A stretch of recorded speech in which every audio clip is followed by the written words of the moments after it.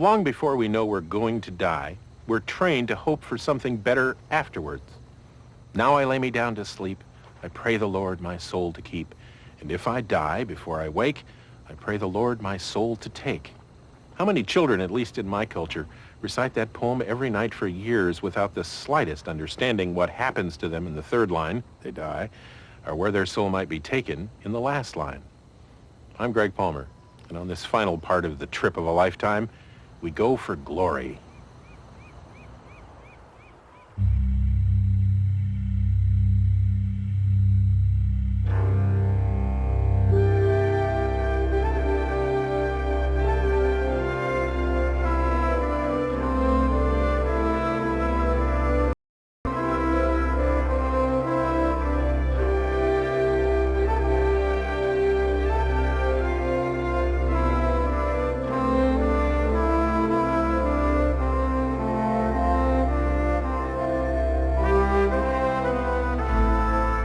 We don't want to die. So we spend most of our lives trying to reduce death's power over us. We search for any way we can to control the uncontrollable. But death is inevitable. We know that every living creature must eventually do one thing. Buy when death sells. Buy when death sells. The song and singers are Ghanaian. The message is universal. Whatever may happen, death comes to us all. No one is spared his dread call.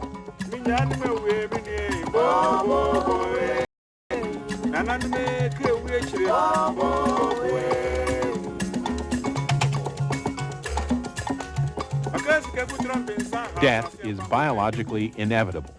But is it really the end? Is there one last way we can control death? By eliminating its power to end our lives, by living on in some way? In every culture, the answer seems to be yes. People who peer across that chasm between life and death and see something like this.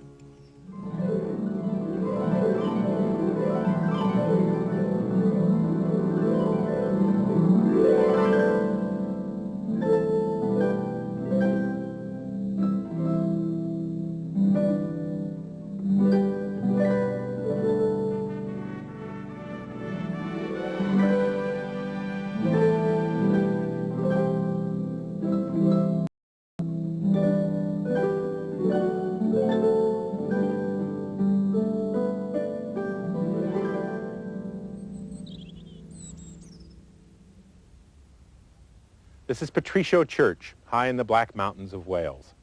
20 years ago, I found it quite by accident, just driving around.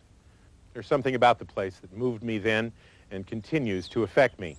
I suppose it's because I think human beings are relatively insignificant creatures in the vastness of the universe, and this is a relatively insignificant church. And yet it has dignity, grace, a sense of history, and a simple grandeur, all things human beings should have as well.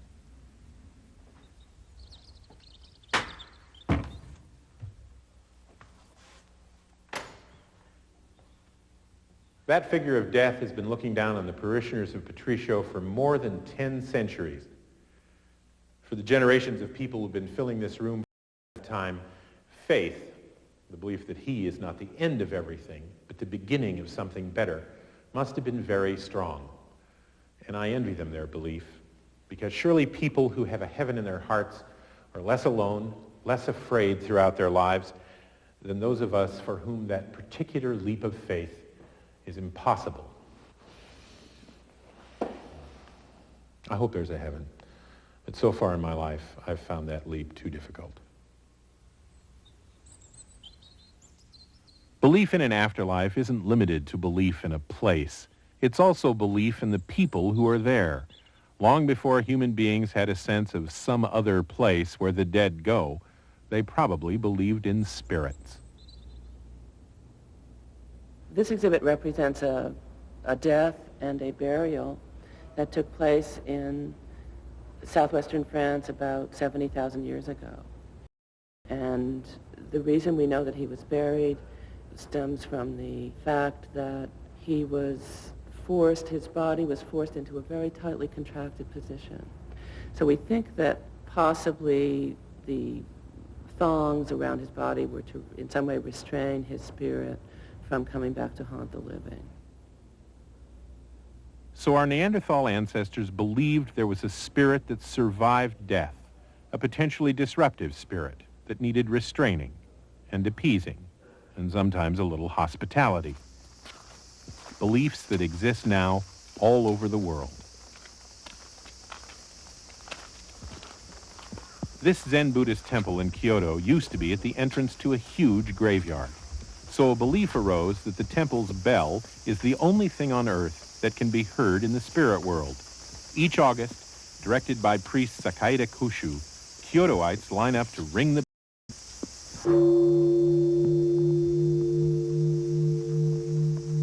and politely call their ancestors back for the Obon festival.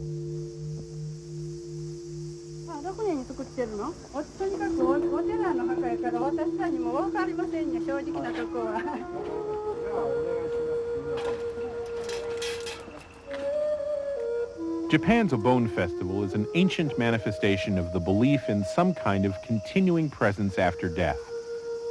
In the case of Obon, the existence of familiar ancestor spirits who can be appeased by earthly hospitality. The Japanese clean and decorate the graves of their ancestors and welcome their dead back for a week-long visit with the living.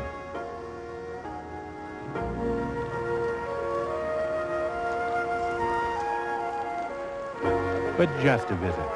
At week's end, the spirits must return across the chasm. In Kyoto, candlelit boats dedicated to individual ancestors lead the way back to the spirit world.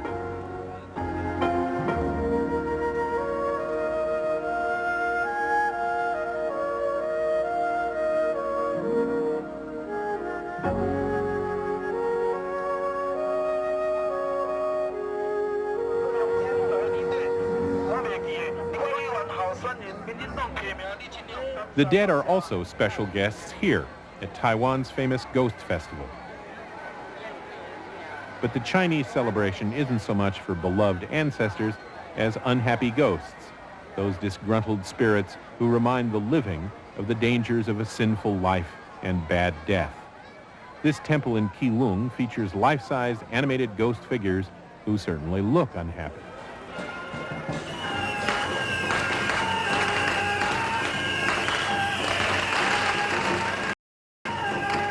Keelung's biggest event is a parade. Like all Ghost Festival celebrations, the parade is a bribe for spiritual protection, meant to mollify the ghosts and keep them happy. It's hard for me to see an event like this as confirmation of spiritual belief rather than a show for fun and tourism. But then I saw it as a fun-loving tourist. Maybe the true believers don't come out for the parade. Maybe they're home, believing.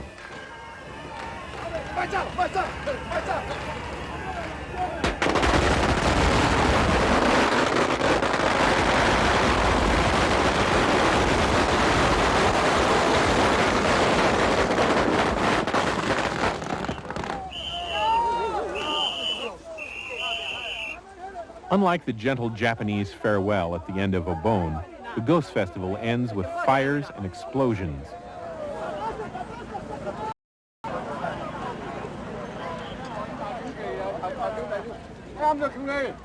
The twinkling candlelit boats of Kyoto are replaced by the flaming paper houses of Keelung. The houses are gifts for the angry ghosts of the drowned to encourage them to leave and not linger.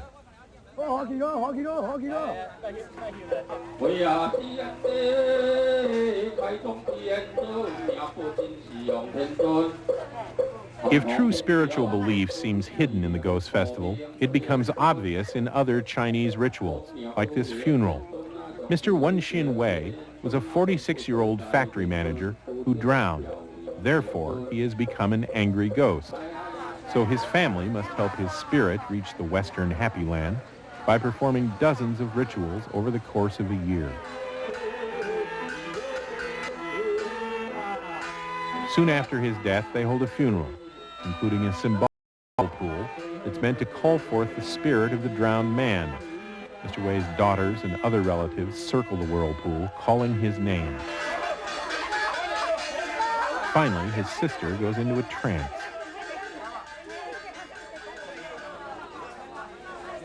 The priests say Mr. Way is trying to contact his family through her, so she's thrust into the whirlpool.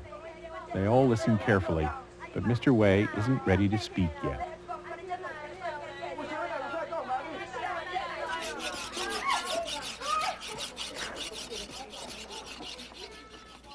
Rituals both to contact your ancestors and appease them to ensure a good relationship between the living and the dead aren't exclusive to any culture or continent.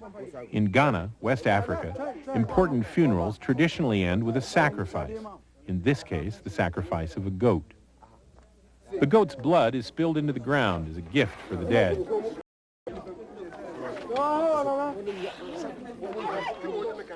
And whether you believe the ancestors get their gift or not, there is a practical benefit to the ritual. Afterwards, the funeral party eats the goat. I went looking for people who really believe in the presence and power of spirits, and I met many people who said they did in Mexico, Ghana, Taiwan, Japan, but I don't really think I believed them. When your cultural background is limited to Casper the Friendly Ghost cartoons, a person who says he or she really believes in ghosts might just as well be professing a belief in the reality of Porky Pig or Bugs Bunny. However, I've changed my mind about the power of spirits, at least to this extent. Our willingness to believe seems to depend partly on how much we want to believe. And there are places in this world where that desire to be affected by the dead is extremely strong. Some of these places are private, some are very public. What they have is an emotional resonance that transcends cynicism and supposed sophistication. We've already been to one of these places in the program about grief, but it makes sense to go back for a program about hope.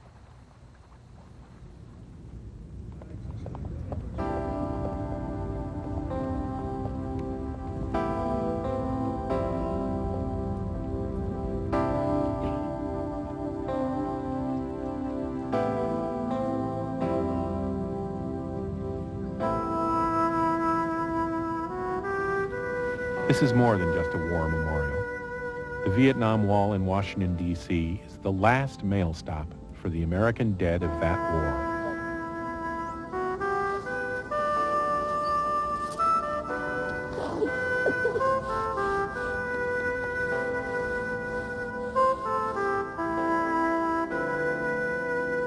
Today is her 20th wedding anniversary. With her brother, she brought a gift for her husband. And she's not alone.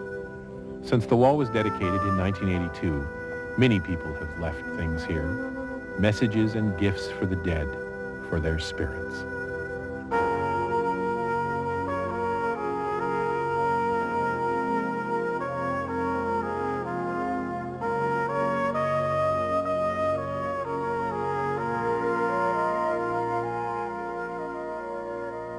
The types of artifacts being left have changed over the years.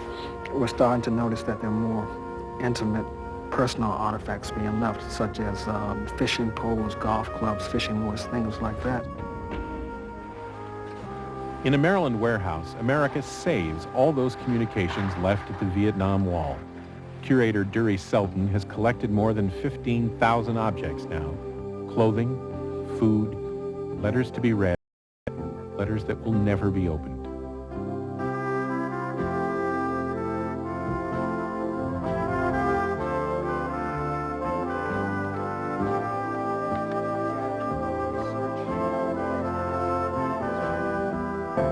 Hey, bro, here's the beer I owe you. 24 years late.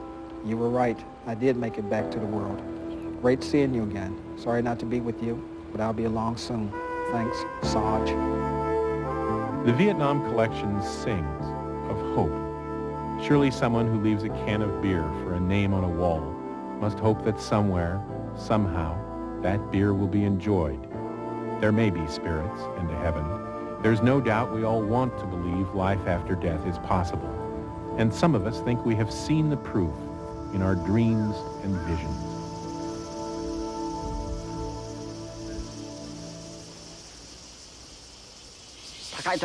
nó From a high place, I was looking down at myself, and I was lying on a hospital cart.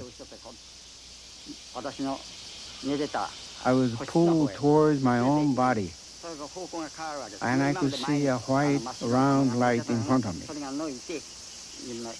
While hospitalized, Takamasa Kimura had a near-death experience.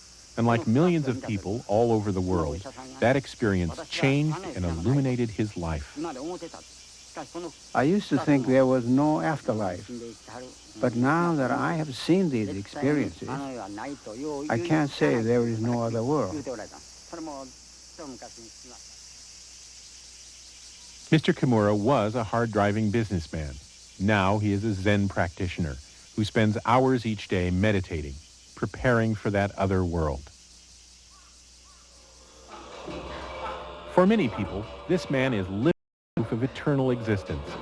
Thupten Ngodup is a Tibetan Buddhist monk, but sometimes he becomes possessed by the spirit of 1,200-year-old Ni Chung, a god, an oracle, whose eternal task is to protect the Tibetan people.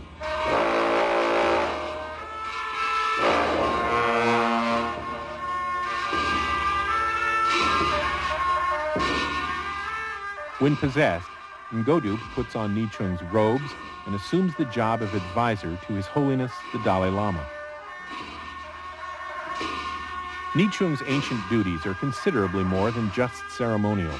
The Dalai Lama credits his spirit oracle with convincing him to leave Tibet during the Chinese invasion in 1959. Through the body of a simple monk, Ni Chung provides the Dalai Lama with advice and vision no mortal human ever could, and provides his followers with proof that spirits exist. The spirits of the dead are egalitarian. They speak to leaders like the Dalai Lama, but also affect the everyday lives of everyday people.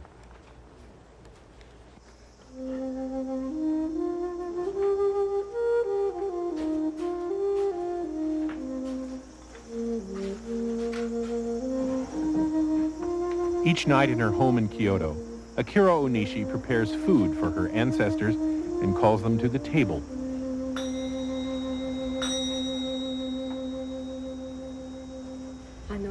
The spirits are in training in the other world, and they get hungry there too. If we fail to feed them, then they will afflict us.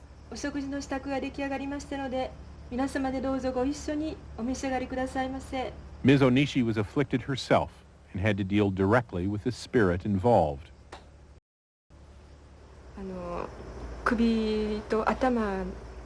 I had a stiff neck and headaches, and there was nothing doctors could do for me. I spent most of my time lying in bed at home. A friend of my mother's knew about Sukyo Mahikari, and she suggested we go there. Mahikari is one of Japan's new religions, based on the power of spirits to affect our lives. Members come to this temple not to get in touch with their feelings, but to get in touch with the spirits who are causing those feelings.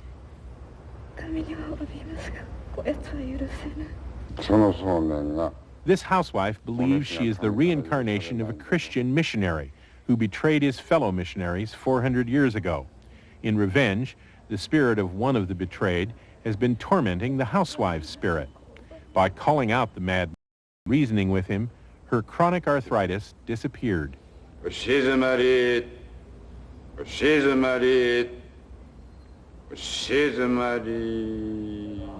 followers of Mahikari are sincere, intelligent people who believe that what happens to them here is not hallucination, but real possession by real spirits.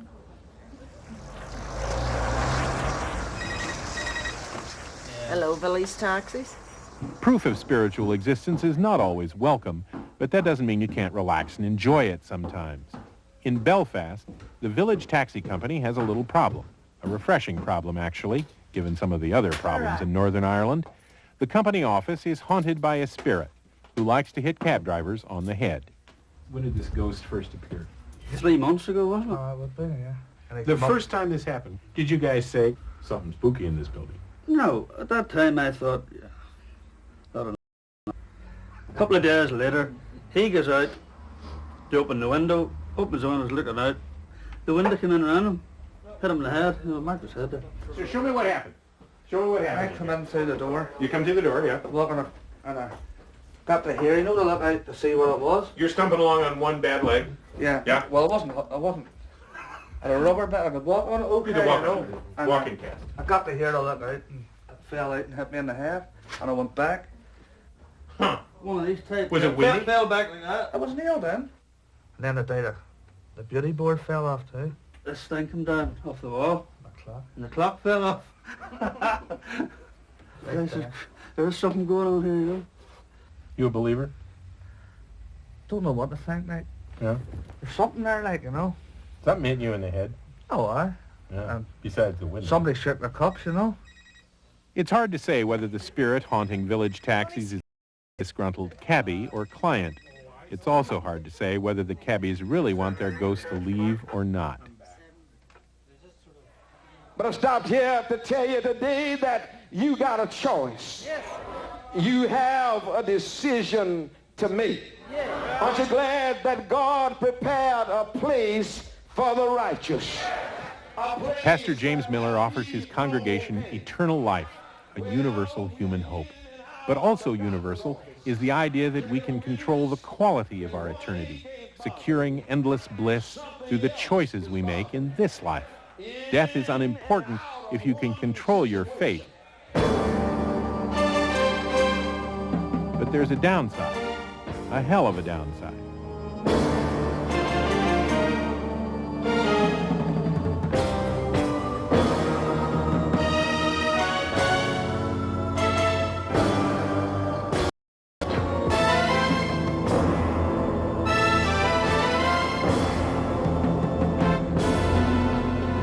We can reach hell and heaven from any earthly location. But throughout history, certain places have been regarded almost as doorways to eternity, like Jerusalem.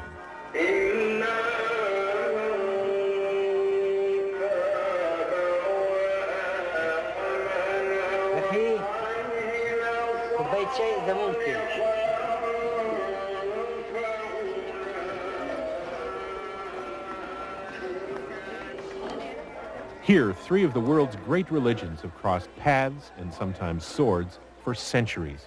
This city where some of the founders of our faiths made their choices.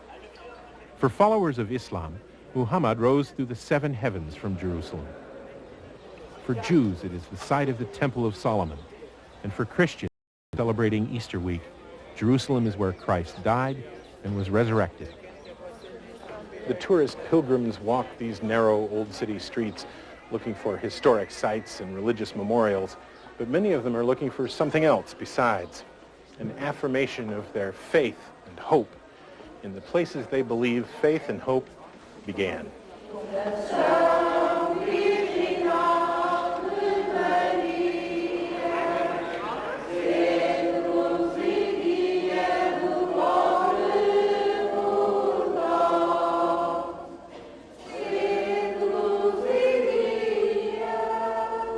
I realized on the tomb of Jesus that I am a big sinner, and I realized how much he loves me.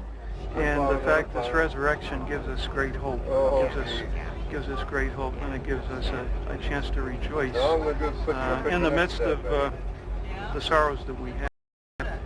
Death is the door to life, and maybe that we know that Jesus died for our sins, for our salvation, to open heaven, to redeem us.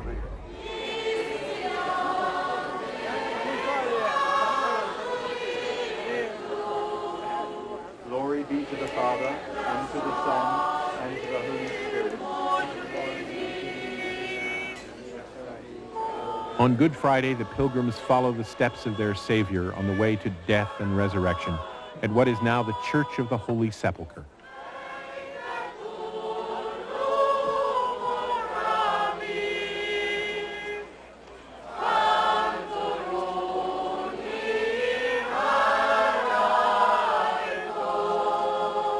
Before our Lord coming, and before the death of our Lord Jesus, maybe the people were very the death. But after Christianity, Jesus was the example of the life, of the light, of the happiness, of the kingdom of the heaven. Dionysius Djijarvi is the Syriac Orthodox Patriarchal Vicar of the Holy Land. His church is just around the corner from Holy Sepulchre. It's where Christ washed the feet of his disciples and where you can see the only life portrait of the Virgin Mary, according to the Archbishop. She came with John, the evangelist, and until the Pentecost, she left with him.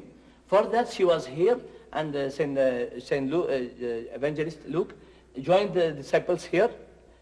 For that, he has painted her because he was artist. Archbishop Djijarvi believes that heaven and hell are real places, but they are also spiritual places, and that wherever Jesus is, it is a paradise. The portrait of the Virgin and his church's other biblical features aren't just historical attractions for him. They're additional confirmation of his heaven on earth. In the church itself is the paradise, because Jesus is existed in the church always, continually, spiritually. So in a spiritual sense, this is paradise. Definitely. You're in paradise now. That's right. The man who lives a good life in everything is already partially in paradise. And when he dies, more paradise. The man who lives a bad life is already in hell, and when he dies, hell gets worse. Absolutely.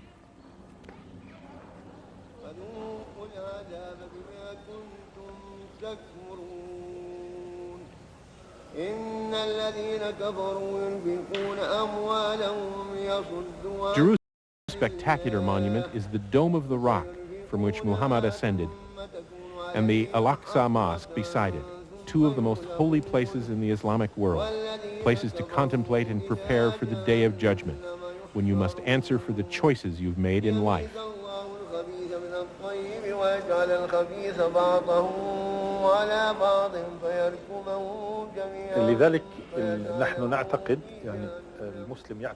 The Muslim believes that after death there is a reckoning which will result in either punishment or absolution, exactly like Christianity. Sheikh Bassam Jarar, Muslim teacher and leader. Personally, I think any religion that does not include the idea of the Last Judgment is futile. Because religion is not just truth, it is also law that must be obeyed.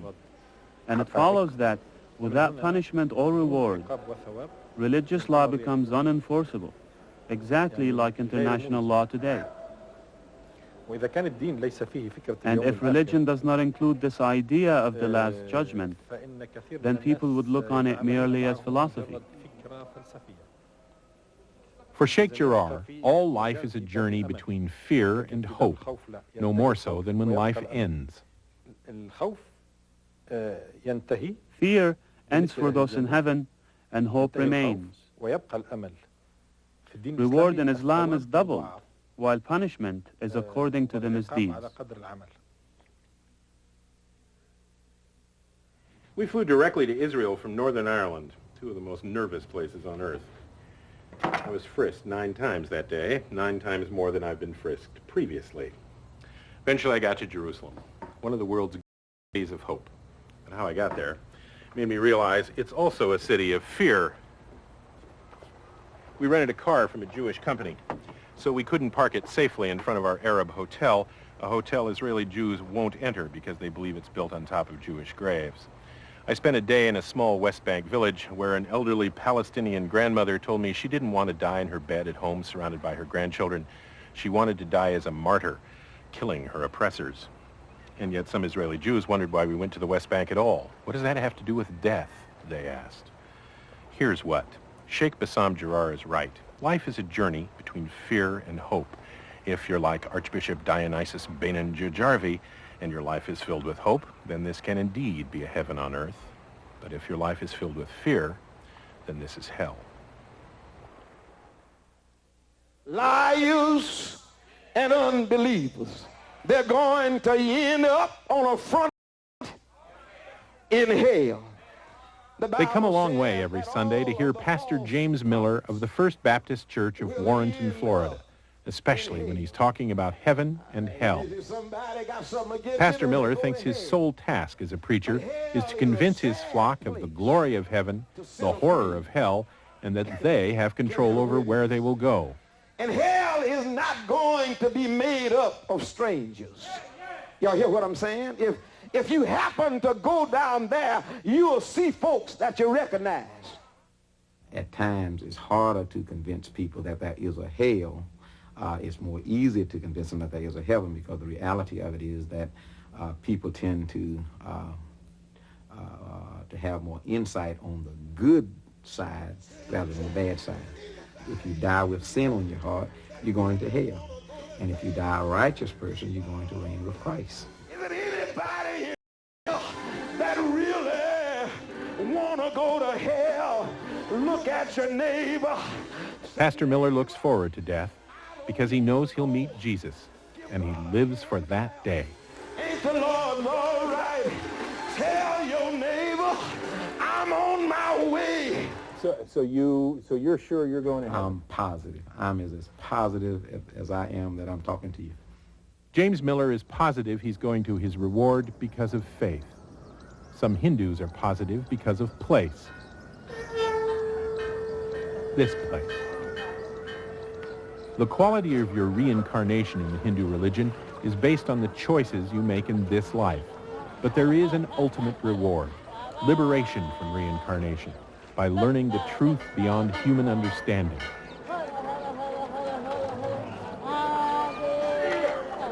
It's called moksha and is extremely difficult to achieve, except here, in this city. Indian maps call it Benares or Varanasi. Hindus call it Kashi, another doorway to eternity.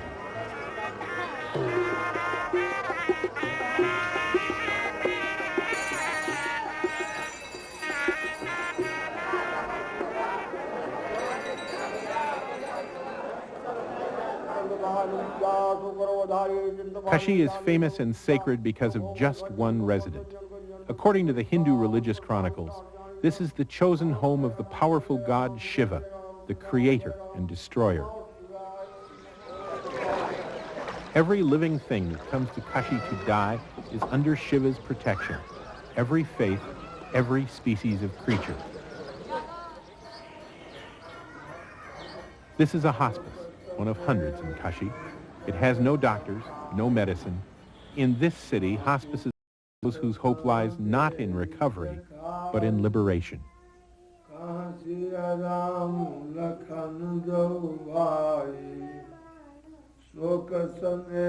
Like 85-year-old Ataldani Devi, she waits to die with her family around her. Priests read from the holy books and chant the praises of the gods Rama and Vishnu.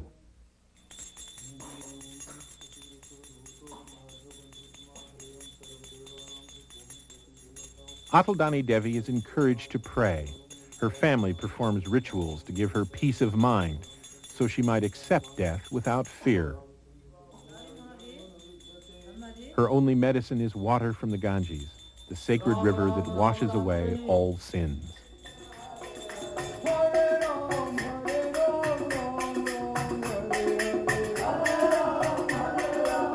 Outside her room, the priest and her son, Ramadubi, songs that direct the soul of his mother to become one with the Creator.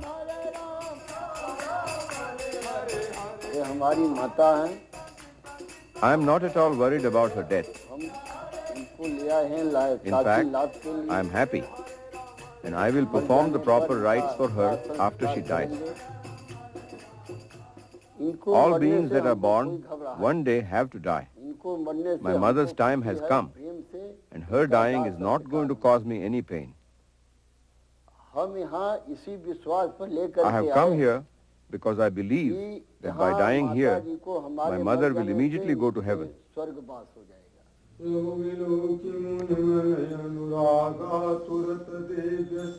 At the moment of death, Lord Shiva himself will whisper the secret mantra of the crossing into Ataldani Devi's ear that will assure moksha for her. Then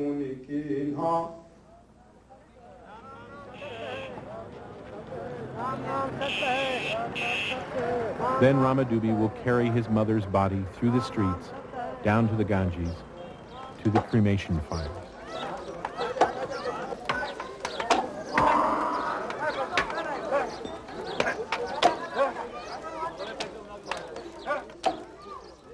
For Hindus, death is not the opposite of life, but the opposite of birth.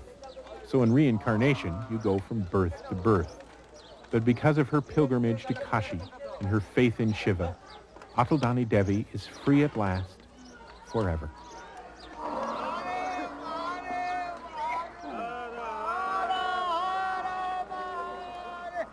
For Hindus as well as Buddhists, reincarnation and the hope of liberation are the ancient but still vital promises of their faiths, just like the promised afterlives of Christians and Muslims. The only variable is the quality of that afterlife. But throughout its history, the Jewish faith has embraced a wide variety of eternities, including reincarnation, heaven, and hell. For Rabbi Vicky Hollander, that variety means not uncertainty, but opportunity. And we hear the voices of the mystics and the rabbis and the biblical writers, God, all echoing in a chorus. And so here is a rich table to feast from and choose what feels right, because there's a certain point in which, a certain age, a certain time, a certain experience, that one may speak to me, but as I change my time in life, this one may speak to me. Or as I get closer to death and I'm facing the angel of death to come and take me, I may find that this one fits me at that time. But it gives me the opportunity to know that here is the chorus that my people spoke about, and that they're all bequeathed to me. If you measure belief in a life everlasting by volume, then there's no question the afterlife exists, and so do we long after death. Practically every culture, every people on earth believes in some kind of post-mortem existence. I wanted to include in this program a group that didn't, and I couldn't find one. However, there is one group that thinks that death and what might come after it is absolutely unimportant. This is one of their temples, Tenduji, in Kyoto, Japan. And this is one of their people, 74-year-old Japanese-American Zen Buddhist monk, Henry Mitwer.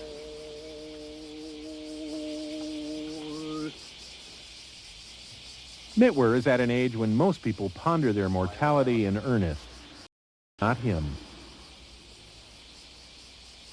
So long as we're trapped into that idea of death, or what shall I do, what's going to happen, then we are a slave to that kind of thing, thinking. Then if once you're a slave to those ideas, we're not a free people, free man. We don't know where we come from and what's going to happen after we die. Even scientists doesn't know. So how do we expect to know ourselves? We haven't reached into that kind of point. Well, as long as we're here on this earth, somehow, we might as well enjoy it. Have a good time, more or less. That doesn't mean that you go crazy about it and do everything like whatever you want. No, but why doesn't it? Why doesn't that mean because you go crazy and do whatever you want?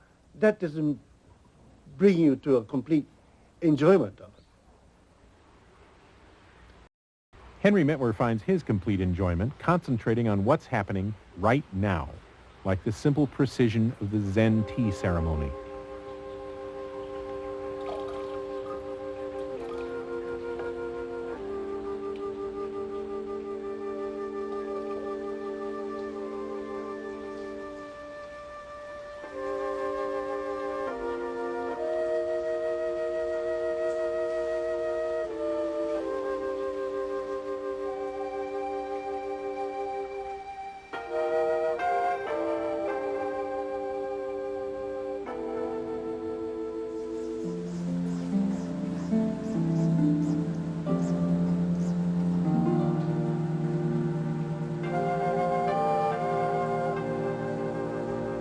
When he meditates, it is beside one of the most beautiful gardens in the world. Henry Mitwer, like Archbishop Jajarvi, has already found not, as in the Archbishop's case, because Jesus fills his life, but because Henry Mitwer fills his own life. And by finding heaven in that simple belief, death has little power over him. But I'm not scared of that because we have to face it anyway. It's like being scared of lunch. Lunch comes, it comes. Sure. So there's no difference. But you're curious. You must be curious. Yes, yes. Henry Mitwer's waiting death has no power over him because he concentrates on what he has now. But what he has includes his wife, his children, his students, and the books he's written on the tea ceremony and flower arranging. Henry Mitwer may have a life after death whether he cares or not. Culturally, genetically, socially, the spirit of Henry Mitwer may survive for centuries, just as the spirit of New Zealand's mountains survives forever.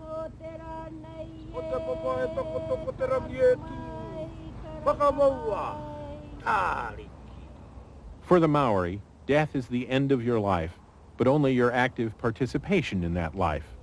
When Maori strangers meet, they ask each other 3 questions. Who are you? Where are you from?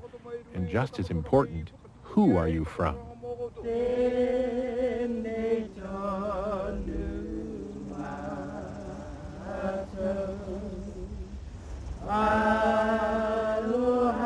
For them, each human being reflects his or her ancestors and is, therefore, immortal, intellectually, culturally.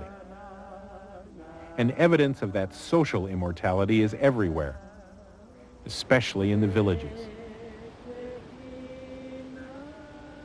This is Te Araroa on the coast of New Zealand.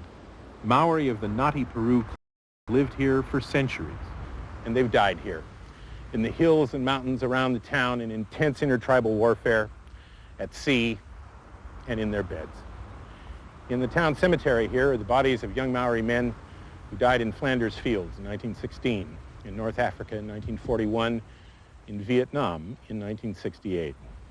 The Maori who live here now don't think they're the only residents of Te Araroa. They believe that the spirits of their dead are here too.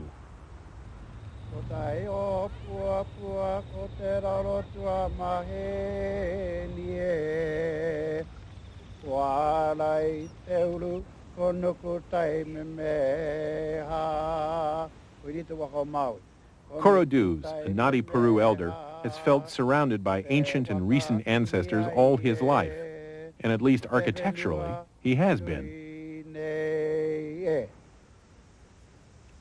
Charles Hinerupe is a well-known ancestress.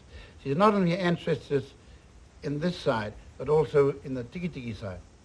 Maori meeting houses, like the one in Te Araroa, are symbolic representations of specific ancestors who spiritually protect the house. The face at the top is the person's face. Inside the roof beam is the person's spine. For Koro, that protective spirit is cultural rather than physical. You don't believe that in some manifestation your grandfather exists at this moment? No, for me, it's the knowledge about him and the achievements. That to me is the spirituality. That exists. He exists as long as you exist. Yep. But I wouldn't listen to some of my ancestors because they're the ones that drowned at sea, drowned in the rivers and what have you. Flow that. Just because they're dead doesn't mean they're smart.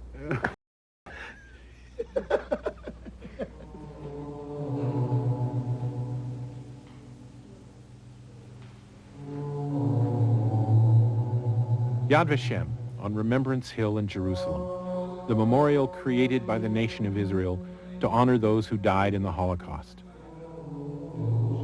There's a museum here, archives, statues, and a simple but unforgettable evocation of the lost children. Thomas Eisner, 10 years old, Hungary. David Abraham Drucker, Above all, at Yad Vashem there is the immortality of remembrance. Rabbi Vicki Hollander. Remembrance is definitely a key word in our tradition, in our community. As we connected through history and time. And we have places around the world that are markers of time, that we remember those people when we come near them. I think my first experience in Yad Vashem was to physically see myself. And I think in walking through the building and seeing the call to be in life as clearly as I could as a Jew, to continue the stories that could never be continued, to serve as a witness, to speak of what happened, to continue to create a vibrancy.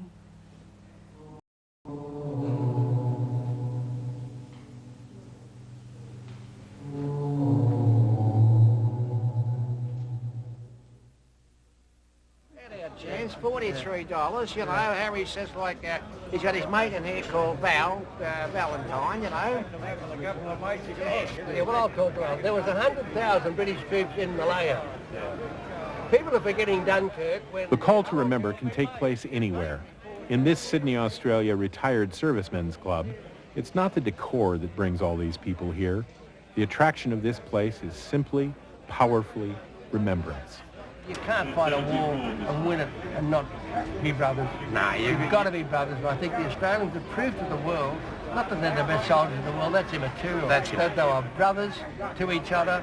They live with each other for so long. They loved each other. I love them. I love all my mates. All the mates he loves include those who didn't make it here tonight, those who didn't make it home after the wars. But memory keeps them alive in this room. Memory in a simple ceremony held every night at 7. I should stand for the oath of remembrance. They shall grow not old, as we that are left grow old. Age shall not weary them, nor the years condemn. At the going down of the sun, and in the morning, we will remember them. We will remember. Lest we forget. Lest we forget. I've never understood why we associate fire with hell. I suppose it's because getting burned is the most immediately painful thing we can experience, and hell can't be much if it's not really painful. But fire is also used as a symbol of remembrance, like the eternal flame at Yad Vashem. And maybe that's because fire is immortal. If you keep feeding a fire, it won't die, but that's not the kind of immortality I'm talking about. I mean, we use one fire to start another, so that even though there are billions of fires that come and go, they all survive in a way because they're all connected. They draw energy from the fire before and leave energy for the fire to come. I still have a hard time making the leap of faith to belief in an afterlife, but I know that there is at least one kind of immortality, immortality like the fires.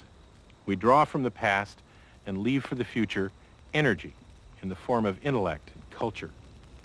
In my children, but also in every person I meet whose life I affect in the slightest way, I'm already reborn, a link in an endless social reincarnation that's available to everyone.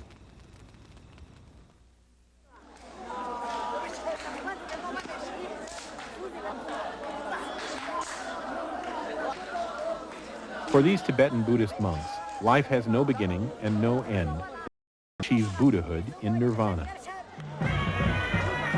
They believe their leader, His Holiness the 14th Dalai Lama, is the reincarnated spirit of his predecessors and the spirit that will incarnate his successors. And no matter what your personal belief, they're right. He perpetuates his culture by leading his people. And through his teachings, he's part of an intellectual continuum that his successor will inherit. So even if physical immortality doesn't exist, social immortality most certainly does. The Dalai Lama depends on it. That really gives me some kind of inner strength. So that acts as a foundation of will. You know, the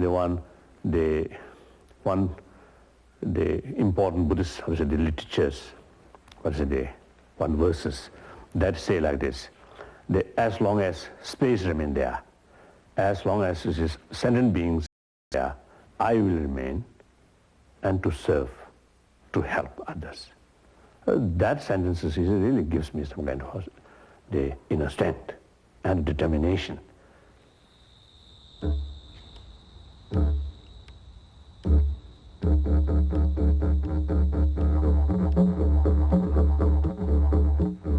When the fire gets in, you'll be able to at least to move. It'll be a bit painful, but not very much. So I'll just ease off on the nervous system, actually.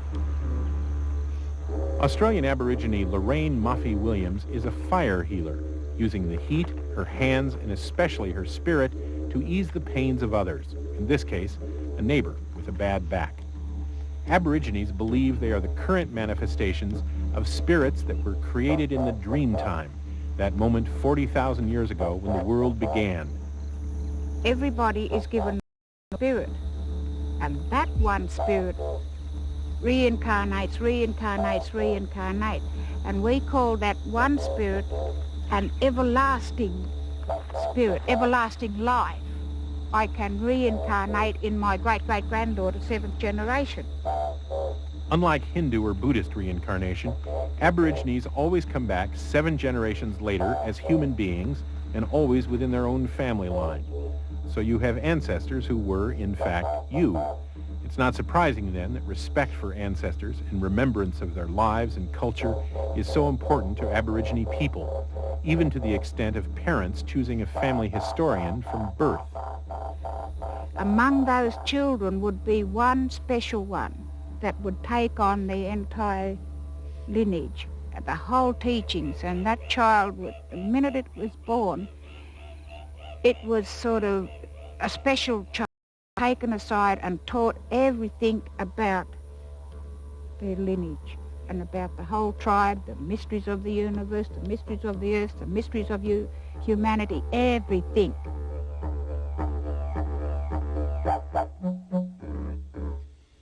Graham Wilson is that special child, now a man, with an overpowering sense of his ancestors.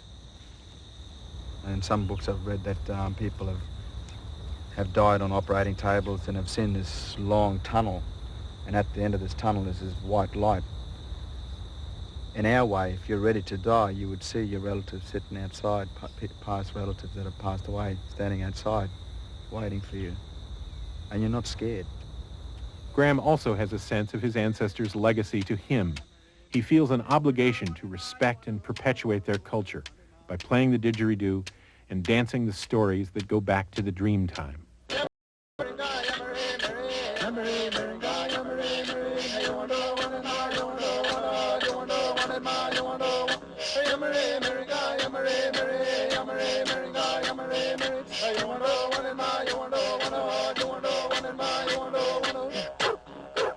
The dance is thousands of years old.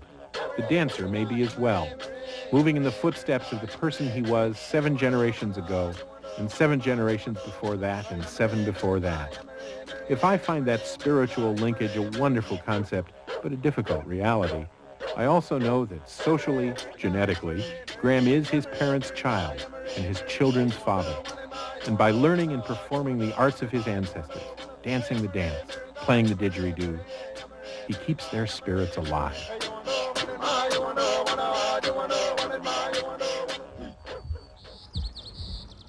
The idea of social, cultural, intellectual immortality is a great comfort, especially to us non-believers. In a pleasingly ironic way, it's what makes this television series about death my one big shot at living forever. As long as someone remembers the programs, I'm in there. And so are Archbishop Jajarvi, Reverend Miller, Nana Kofi-Adu, Ed Decker, Coogan Vic, all the others we've met. None of us have any grand conclusions about death, of course. Discussions of death, someone once said, are never free of ambiguity. But if I've learned anything on this journey, it's that death's unanswerable questions are what make it possible for us to say, well, as long as I don't know anything about death, I'm going to make the most of life. Sun's coming up. Because a good journey always ends with a beginning.